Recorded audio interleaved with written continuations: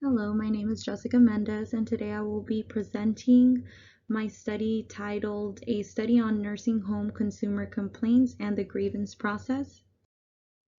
In a nursing home, there is always a large amount of complaints regarding such categories as quality of care, quality of life, neglect, and many others.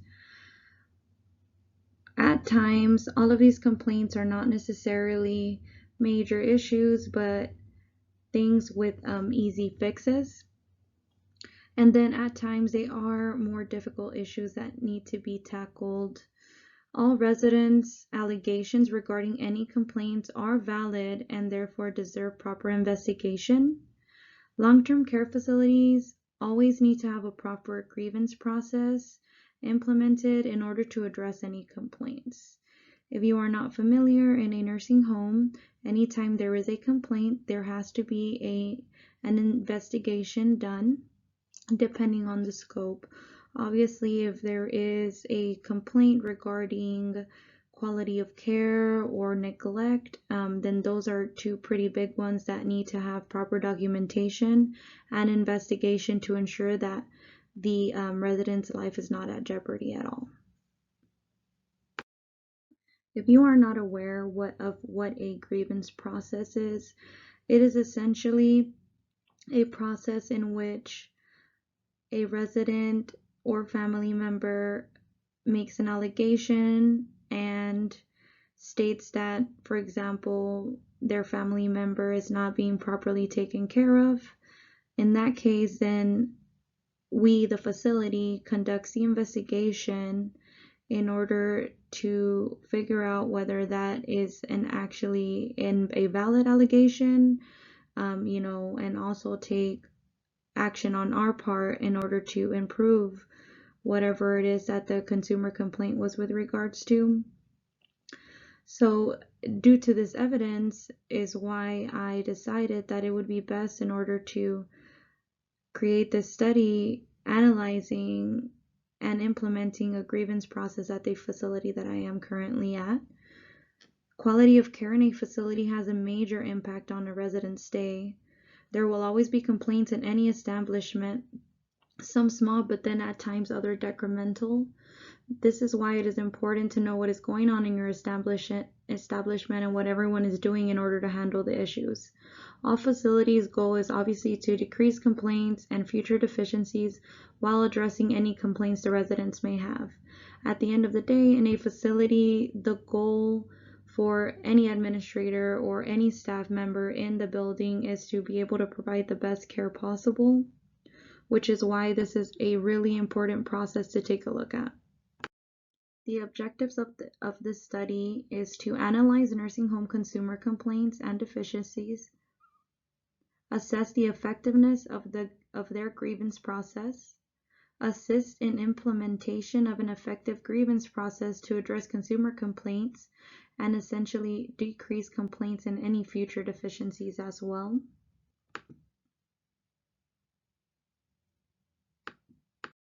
The research approach used in this study was qualitative, meaning we utilized an interview process in order to gather our data, and we also reviewed the time frame in which any grievance voiced was being followed up on.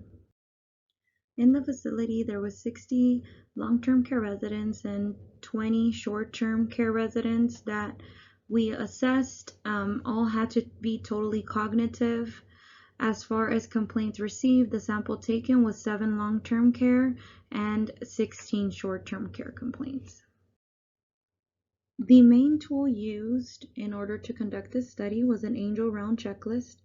As you can see on the screen, the checklist consists of the designated angel name. So the angel is usually a manager. The manager is assigned to a specific amount of rooms in which they are required to round on. At any point of the day, they're supposed to round every day on them, and they're supposed to be filling out these checklists and turning them in once a week. These checklists do consist of certain things like, did the resident have their call light in reach? Did they look presentable? Was their hair combed? Was their nails cleaned? Was there any hazards? As far as infection control goes, was the trash properly in the trash bins and all personal items being labeled? We also have a section at the bottom that states other. That is in the event that there is a complaint or allegation that there is something like abuse or neglect, anything of that nature, so we can be alerted and we can go ahead and follow up on it.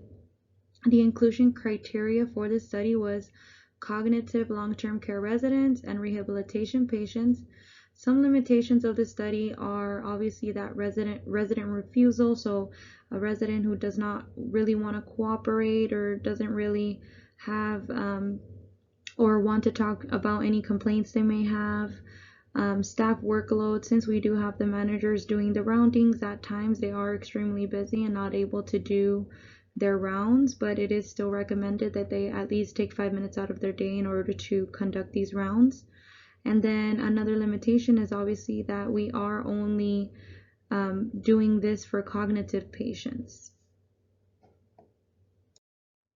A further breakdown about the process: all managers are assigned as angels for a designated group of residents like stated before. They are required to round on them daily and fill out an angel rounds checklist while documenting any issues regarding care or any other concerns. If a complaint is potentially reportable, nursing staff will review the checklist and start their interview process to follow up with the resident. There will be a log to ensure that all grievances and complaints are being followed up in a timely manner. After all processes are implemented and functioning effectively, the data will be interpreted based on whether the grievances were addressed. So essentially, after the managers conduct their rounds, do their checklist, they give their checklist to me and I go ahead and log the complaint. I log the date that they got the information, and then I also make sure that proper communication is carried out to the department that it is regarding. The duration of the study was about 4 months, 2 months of data collection and analysis interpretation for the remaining of the study and implementation of the grievance project. Till this day, this is a process that still is in place and is currently doing very well. So this is just kind of a summary, a glimpse of what we collected during the first 2 months. The table that you can see here is the angel round log. This is what I utilize in order to keep track of, when a certain complaint or issue arose and then when it was resolved. So it represents issues reported and departmental response times. As you can see, there's a column obviously for the date that it was initiated, and then usually the angel we would have the name of the designated manager, and then the room number and also the resident name. For HIPAA purposes, we are not showing that. We also have a column for the department, and then any details regarding the concern, and then who it was assigned to. Then after that, proper communication is carried out, so I go ahead and let whatever department know that there is something that they need to address, and then I keep track of when we log it was resolved. The graph shown ties into the table shown before the slide. This graph shows the amount of complaints per department. As you can see there, nursing had the majority of complaints or issues, followed by maintenance and social services. This graph represents the number of complaints from each wing. We have a long-term wing and a short-term wing. The short-term wing houses our rehabilitation residents, and as you can see on the graph here, short-term residents had 16 complaints compared to long-term residents that only had 7. Another thing to keep in mind is that there is a lot more long-term care residents than there is short-term care.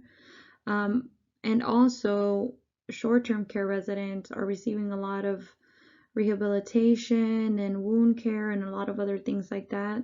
So it was noted that there might be an increase in complaints within that wing.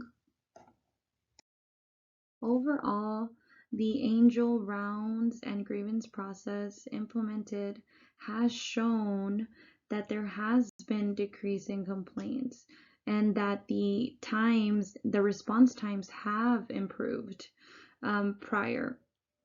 I do not have the data of before, but I was present for that time before the checklists were implemented, and it was tough to keep track of who was actually doing their rounding and who was not. So this does help all departments with being accountable for doing their rounds and making sure that any grievances are being followed up on. I do believe that over time, decrease in complaints will occur, especially if the process is being carried out the way that it is instructed, turning in your checklist every week and making sure that all the things on the checklist are being followed up on if there is any concerns. We also notice that residents are content with the process and are happy with the staff because we are constantly going in there and making sure they're doing well. We are also making sure that if they do anything, we get them to the right person and get that taken care of, whether it's something related to, their money or their family, anything of that nature. Some suggestions are to enforce angel rounds and the checklist. This needs to be a priority to the angels in order for it to be effective. They need to commit to their daily rounds, as majority of the time it really only takes 5 to 10 minutes, especially when increased frequency visits.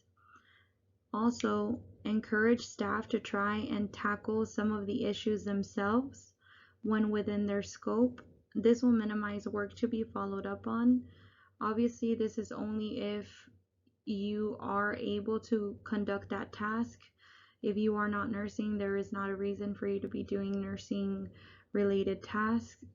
But if it is something small, then obviously it would be best if the angel helps out with that and minimizes the burden on all the other staff. It is also important that whoever is designated to take charge of the angel round log is staying up to date. The follow-up times on any complaints are extremely important for documentation purposes, and also when a surveyor comes in on a complaint, then you have proper documentation. Detailed documentation is key as well in conducting a proper investigation. So provide a lot of detail on your angel checklist if you ever encounter an issue or a major concern. Thank you so much for listening to my study. I know that it is extremely important to get ahead of any complaints. It is always important that you know what's going on in your building. Obviously, as an administrator, one person cannot keep track of everything that goes on. So these angel rounds and checklists allow for you to be provided information regarding the care that's being done on the floor, and for one to know whether there is other action that needs to be taken in order to get to the root of the problem. Thank you so much for listening to my study. I hope you enjoyed it, and I hope that you are able to implement something similar in your facility to decrease complaints. Thank you.